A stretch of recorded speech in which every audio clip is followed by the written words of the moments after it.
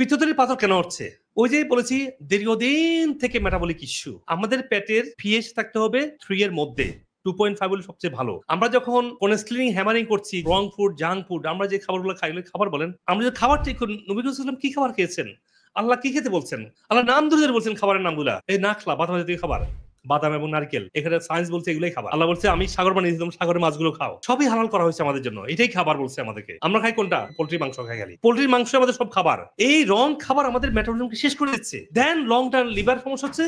Liver সমস্যা হওয়ার পরে গিয়ে গলব্লাডার সমস্যা হবে, মনে রাখবেন। গলব্লাডারে পাথর আইসে কোত্থেকে একটা পাথর জমে গেছে এরকম না কিন্তু। হজম সমস্যা হয়ে লিভারে যখন যাচ্ছে, লিভার যখন ফাংশন করতে পারে তখন গিয়ে গলব্লাডার সমস্যাটা হচ্ছে। গলব্লাডার যারা স্টোন হয়ে গেছে, স্টোন না হলেও ফ্লাশটা করবেন, কারণ আপনি মাইক্রোস্কোপিক কিছু স্টোন থাকে যেটা আমাদের আপনার আল্ট্রাসোনোগ্রামে আসবে না, ফ্লাশটা করবেন। তাহলে ফ্লাশ কিভাবে করতে হবে? ফ্লাশটা হচ্ছে যে 1 সপ্তাহের প্রিপারেশন। পুরো সপ্তাহ কোনো অ্যানিমাল ফ্যাট খাবেন না, আর প্রথম 4 দিন শুধু পারলে শুধু ভেজিটেবল এবং কার্বোহাইড্রেট খান, এবং পুরো 7 দিন আপনারা আপেল অথবা পেয়ারের নাম হচ্ছে, এখন শুনলাম এটা আগে ছিল না বাংলাদেশে, সবুজ নাশপাতি বলে। সবুজ নাশপাতি এবং আপেলের মধ্যে আছে ম্যালিক অ্যাসিড। তাহলে আপনি প্রথম 4 দিন শুধু ভেজিটেবল খাবেন, আপেলও খেতে থাকেন, আর শেষ 3 দিন শুধু আপেল এবং পেয়ার খাবেন। এখন পেয়ার মানে সবুজ নাশপাতি, এটা হচ্ছে ম্যালিক অ্যাসিড। ম্যালিক অ্যাসিডটা আপনি যখন গলব্লাডারের অ্যানিমাল ফ্যাট খাচ্ছেন বা কোনো ফ্যাট খাচ্ছেন না, গলব্লাডারের ফাংশনটা স্লো আছে। এট দ্য সেম টাইম আপনি ম্যালিক অ্যাসিড খাচ্ছেন, ম্যালিক অ্যাসিডটা করবে কি আপনার গল স্টোনটাকে মেল করবে। এই গুরুত্বপূর্ণ ভিডিওটি আপনারা শেয়ার করবেন যাতে করে আপনার আত্মীয় স্বজন এবং পরিচিতজন উপকৃত হতে পারে।